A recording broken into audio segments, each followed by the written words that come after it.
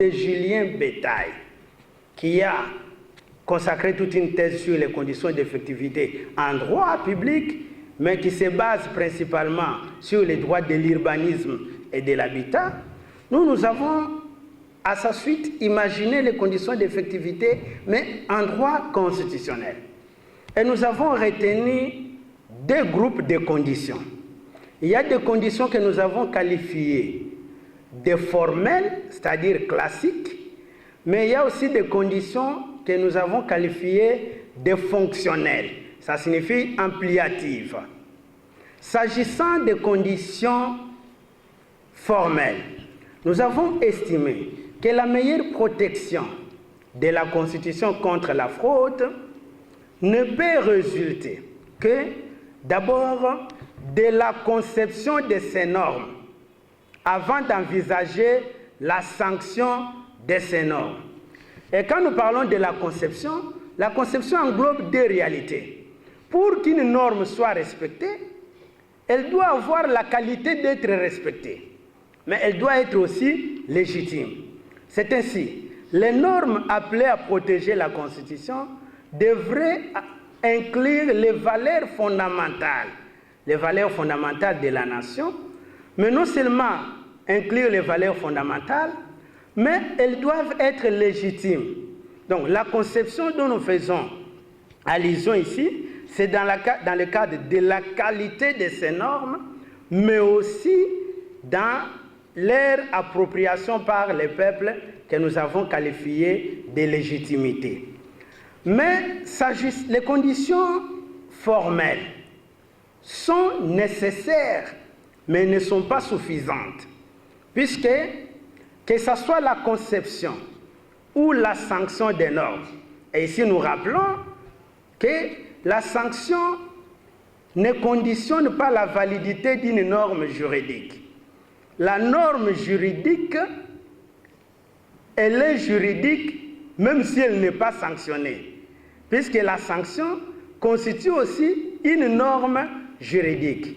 Mais les droits publics, et spécialement les droits constitutionnels, à un certain moment, étaient toujours considérés comme un droit imparfait, puisqu'ils n'étaient pas censurés. Et certains auteurs les qualifiaient même d'un droit programmatoire. Mais avec l'émergence de la justice constitutionnelle, on a trouvé qu'on peut maintenant assurer la juridicité de la Constitution par sa justiciabilité.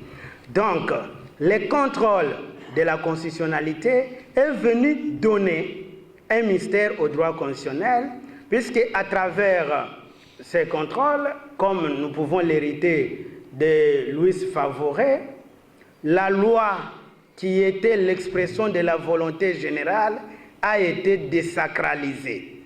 Et de ce point de vue, à côté de ces normes, c'est-à-dire de ces conditions formelles que nous retenons, la conception et la sanction, il faut des conditions fonctionnelles. Et quand nous parlons de conditions fonctionnelles, il s'agit donc de conditions qui permettent la mise en œuvre réelle des conditions telles que prévues. Parce que la conception, dans le contexte africain, nous avons des textes constitutionnels, nous avons des normes qui ont des qualités et qui ont été approuvées par les peuples. Mais ces constitutions peinent à s'affranchir de la fraude ou des violations. Et la sanction est assurée principalement par un juge. Et le fonctionnement de la justice constitutionnelle en Afrique et dans notre pays traîne encore à prendre corps.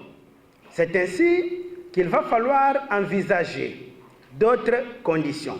Et parmi les conditions envisageables que nous avons qualifiées de fonctionnelles, nous retenons principalement la réception des normes protectrices. Mais les normes qu'on doit recevoir, c'est lesquelles? Parce que la Constitution dont nous faisons allusion ici n'est pas seulement une Constitution au sens restreint, ça fait une Constitution formelle. Mais la Constitution dont nous faisons état ici, il faut considérer la Constitution matérielle et aussi fonctionnelle. Il s'agit donc du sens large de la Constitution. Et la considération matérielle de la Constitution nous fait croire que les normes sur lesquelles on peut se baser pour lutter doivent entrer dans ce que la doctrine a qualifié de blocs de constitutionnalité. Et dans ces blocs, il ne faut pas seulement qu'on se limite à la constitution formelle. Et nous avons épousé le point de vue de CENI qui estime que dans le contexte africain, où beaucoup de problèmes viennent de légitimité, il faut inclure dans le bloc de constitutionnalité, outre la constitution formelle, mais les normes de référence contenues dans des préambules de ces textes constitutionnels, mais il faut aussi tenir compte d'autres réalités. C'est ainsi que dans le bloc de constitutionnalité, il faut y intégrer aussi les lois électorales, puisque par la violation de la loi électorale, on viole aussi la Constitution. Donc en fraudant la loi électorale, on peut aussi frauder la Constitution. Pourquoi? Parce que la loi électorale rentre dans la définition matérielle de la Constitution, puisqu'elle porte sur la dévolution des pouvoirs. Or, la Constitution, c'est aussi une norme qui organise la dévolution des pouvoirs. Si la loi électorale contribue à la dévolution des pouvoirs, nous pensons que la loi électorale doit ne pas être comme la nôtre actuelle pour être considérée comme simple loi ordinaire, mais devrait avoir valeur constitutionnelle pour permettre aux juges d'en assurer la protection. C'est pourquoi ces normes qui doivent être reçues, la meilleure protection, puisque la Constitution, dans un régime démocratique, est l'œuvre du peuple. C'est ainsi que nous avons estimé que le peuple, auteur de la Constitution, doit être mis en avant-plan de sa protection contre les vents. C'est pourquoi nous avons proposé, entre autres les mécanismes, nous avons estimé qu'il faut matérialiser la protection par les devoirs citoyens de résistance. Mais ce devoir peut se manifester par les moyens positifs, mais aussi par les moyens négatifs. S'agissant des moyens positifs, la pétition, l'ouverture de la saisine de la Cour constitutionnelle, les manifestations publiques, la révolte, la révolution et l'insurrection peuvent aussi contribuer à être considérées comme une condition de protection de la Constitution contre la fraude. S'agissant des moyens négatifs, il y a les pratiques comme l'appel à des villes mortes, l'appel à des grèves, l'appel à la désobéissance civile. Mais nous pensons que la protection de la Constitution ne peut être assurée que par l'éducation des citoyens sur la portée réelle de leurs droits et la souveraineté de leurs pouvoirs. Sans cela, la Constitution va toujours subir des opérations sans anesthésie, d'une manière directe ou d'une manière indirecte. Le travail que nous venons de présenter ici ne constitue qu'une contribution. Une contribution, puisqu'on ne peut pas se prévaloir d'avoir vidé la question. Mais le rôle pour nous est d'avoir contribué à ce temple des publicistes pour penser qu'il ne suffit pas d'avoir les textes, mais il suffit plutôt de chercher plus leur effectivité, pourquoi pas leur efficacité. Voilà, Madame la doyenne, je vais me remettre à la disposition des membres du jury pour qu'eux qui sont nos maîtres, qui nous ont formés, puissent contrôler si ce que nous venons de dire rentre dans les critères d'une thèse de doctorat. Je vous remercie, je remercie les membres du jury, je remercie les membres du comité de gestion et je remercie tout le monde. Merci, Madame la doyenne.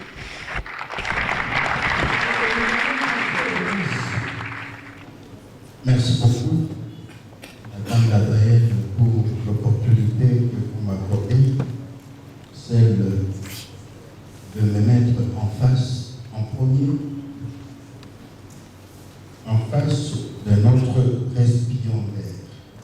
Je viens de Lubumbashi, c'est hier matin que je me suis pointé ici. On avait convenu avec vous, lors de notre première séance, que l'on allait échanger.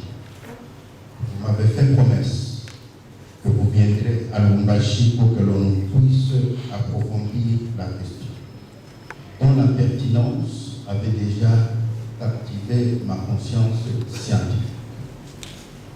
Il se révèle que ni ici, ni à Lubumbashi, on n'a pas eu de contact physique. Ce qui me pousse de manifester ma déception à ce niveau-là. Parce que je parle bien de la déception dans la mesure où vous êtes le premier après moi à avoir soulevé une question et je pensais vous retrouver sur ma filière pour que nous puissions rencontrer le professeur Bochard ou alors le combattre de manière que nous ayons une idée commune autour d'une question qui soulève. Quand j'étais assis à la même place que vous, le 13 juin 2009, il pose une question très importante, mais cette question continue toujours à être debout. Et j'ai fait des recherches et je vous croyais vous retrouver sur la piste de manière que je ne me retrouve pas seul. Malheureusement, vous me laissez sur ma soif. La question c'est quoi? La question du droit constitutionnel. Avant que l'on puisse entrer dans la profondeur de notre préoccupation, je voudrais que vous vous adressiez à un public totalement ignorant, c'est-à-dire pas un public savant. La Constitution pour vous c'est quoi? En sortant de ces lieux, ce public, qu'est-ce qu'il va se dire du concept de la Constitution? Parce qu'aujourd'hui c'est devenu un concept tellement vulgaire que n'importe qui parle de la Constitution. Même ceux qui n'ont pas eu le privilège d'être à la faculté. Et alors nous disons, qu'est-ce que le public peut retenir du concept de la Constitution? C'est à partir de votre réponse que je veux bien vouloir, pour autant que c'est possible, regarder à ma gauche celui qui m'avait placé sous la potence, et il y avait aussi son frère, c'est le professeur Bouchard, et je le vois ici, présent. D'ailleurs, je salue votre présence à cette occasion. Mais qu'est-ce que nous pouvons donner au public s'agissant du concept de la Constitution, en termes vraiment terre à terre, pour que je sache ce que je vais faire? De toute façon, je vous préviens, soyez à l'aise, et c'est très capiteux. À l'aise, pourquoi? Parce que vous m'avez provoqué d'être sur ma filière. Vous et moi, nous allons nous retrouver, si pas ici, mais ailleurs. Même si cela n'a pas été fait en son temps, nous aurons des débats engagés. Mais maintenant, je voudrais que je sois très sévère parce que j'ai été déçu pendant que j'attendais la recette de votre part, vous ne m'avez pas rencontré. Dites-moi, le public ici, qu'est-ce qu'il va retenir du concept de la Constitution? C'est la question que je pose, à partir de laquelle je vais faire un petit commentaire qui va ouvrir la porte de notre rencontre scientifique et académique, pas ici, mais en dehors. Ok, je peux avoir la réponse? Le professeur Banda, que je remercie pour les sacrifices, le fait de prendre l'avion et venir spécialement pour cette évaluation, me pose une seule question. C'est quoi la Constitution d'une manière vulgaire? Mais je me trouve embarrassé. Embarrassé puisque à ce stade, devant un public hautement scientifique, faudra-t-il répondre en vulgaire? Mais j'essaie de comprendre la nécessité de la question. Est-ce que faudra-t-il, sur cette colline inspirée, devant un public des étudiants, définir en vulgaire? Sinon, les liens plus propres seraient dans le journal Lingala Facile. Mais nous allons tenter de comprendre vulgaire comme la compréhension facile de la Constitution. La Constitution, ici, ce n'est pas la Constitution telle qu'elle a enseignée en premier graduat au sens formel et au sens matériel. Mais ici, je considère la Constitution comme l'ensemble des valeurs fondamentales d'une société qui contribue à l'organisation de la société politique. Et l'ensemble de ces règles ne sont pas seulement retrouvées dans un seul document qu'on appelle Constitution. Ici, les documents, ici, je peux emprunter les mots de professeur Jacques Njoli, ça, ce ne sont que de superstructures. On ne peut pas comprendre la Constitution matérielle sans l'infrastructure. Donc il faut aller aussi dans l'esprit de ce qui a été écrit. Or, quand nous voulons définir la Constitution d'une manière téléologique, définir cela comme un vulgaire, c'est une tâche difficile. Parce que d'une manière téléologique, ça demande un certain degré de réflexion. Voilà l'élément de réponse que j'avais à donner au professeur. Chers collègues, oui, merci beaucoup. Maintenant, on va à monsieur le récipiendaire Kalala, parce que faire une thèse,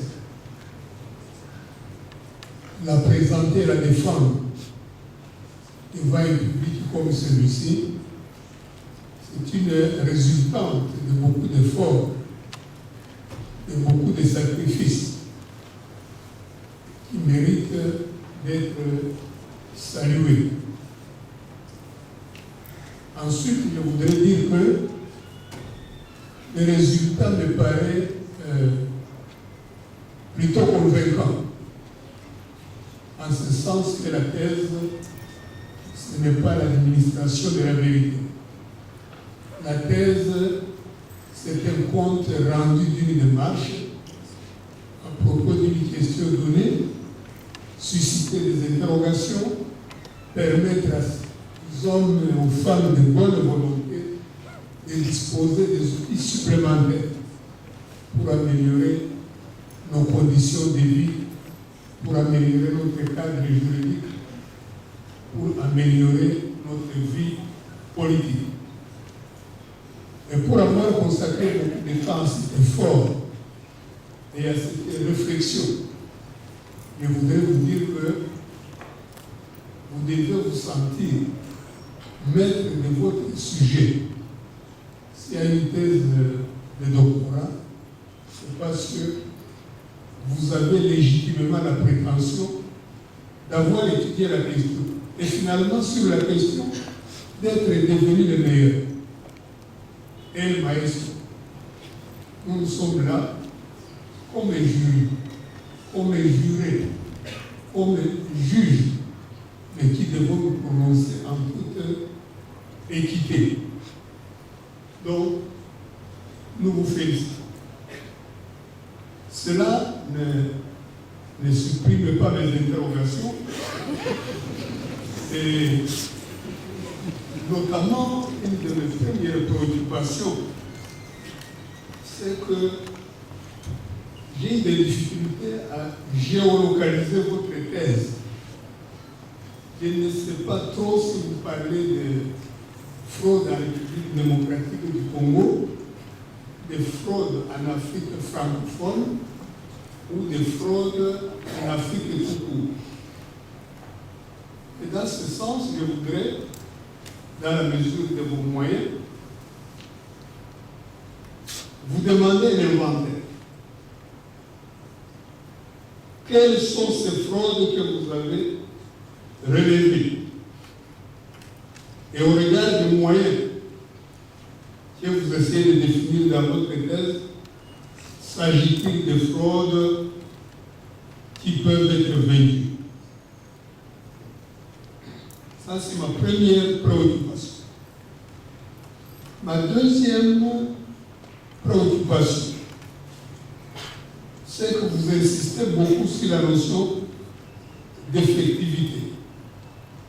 Et je crois que vous le faites avec raison. Nous tous, les juristes, quand nous étudions les normes, notre ambition, c'est que la norme soit effective, que la norme soit utile. Mais, quelle que soit la personne qui va lire votre thèse, est-ce qu'après la lecture de votre thèse, l'effectivité de la Constitution de la République démocratique du Congo, par exemple, se trouvera-t-elle renversée? Et pourquoi vous pensez se trouvera-t-elle conférée? Et pourquoi pensez-vous que, en vous référant à l'effectivité, vous donnez à la norme et à l'analyse juridique et constitutionnelle un fondement nouveau? En quoi consiste la nouveauté? Parce que les droits constitutionnels, c'est le droit commun de tous les juristes. Nous l'avons tous étudié. Il y en a qui me trouvent suspect parce qu'ils savent que je suis pénaliste, mais je connais quelque chose en droit constitutionnel. Et je me souviens toujours des auteurs comme Oyou, Prélot, Diverger, qui à l'époque écrivaient des manuels intitulés Droit constitutionnel et institutions politiques. Et cet ajout avait pour objectif de ne pas nous enfermer dans les textes de la Constitution, mais d'aller au-delà, jusqu'à la production du texte constitutionnel. Où est la nouveauté dans votre travail par rapport à cette œuvre des pionniers en droit constitutionnel et institutions politiques? Merci beaucoup, Madame la doyenne. Je remercie le doyen Nabirungu qui m'a vu naître au 3e cycle. Et je me rappelle de son slogan à l'époque: il y a possibilité de faire une thèse au doctorat au Congo et à l'Inikin et la terminer jeune et non pas la terminer trop vieux. Et quand il le disait en 2013, je pense qu'en 2019, nous, on n'a pas vieilli. Je vais raconter quelques préoccupations. Je commence.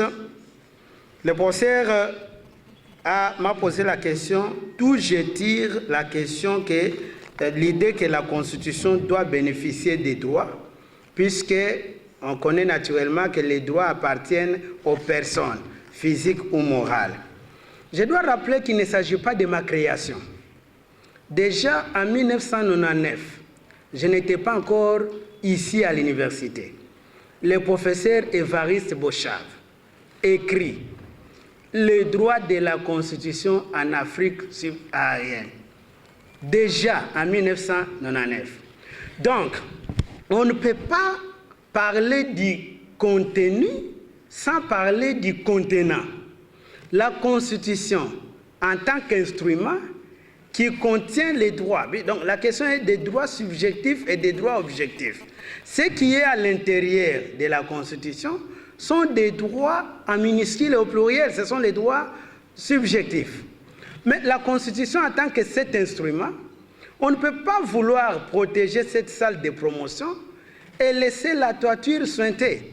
Donc, s'il y a des droits consacrés par la Constitution, cet instrument mérite aussi d'avoir ses propres droits.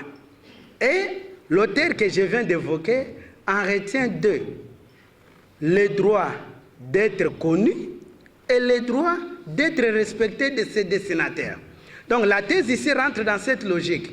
Il ne s'agit pas des droits constitutionnels, mais il s'agit des droits de la Constitution en tant que contenant. Donc, je crois que l'idée, je l'ai tirée de l'auteur dont je viens de citer. Dans mon exposé, en me lisant, on ne semble pas voir la différence entre la fraude constitutionnelle et la violation de la Constitution. Je dois d'abord ici affirmer que toute violation de la Constitution, toute fraude est une violation de la Constitution. Mais toute violation de la Constitution n'est pas une fraude, puisque la fraude n'est qu'une violation prudente, intelligente, alors que toute autre violation peut être matérielle. Donc la violation simplement peut être vue même par les vulgaires, alors que la fraude, il faut un certain niveau de formation. C'est que mon maître appelle, il faut porter les lunettes constitutionnelles pour détecter la fraude. Si vous n'avez pas ces lunettes, vous ne pouvez pas voir.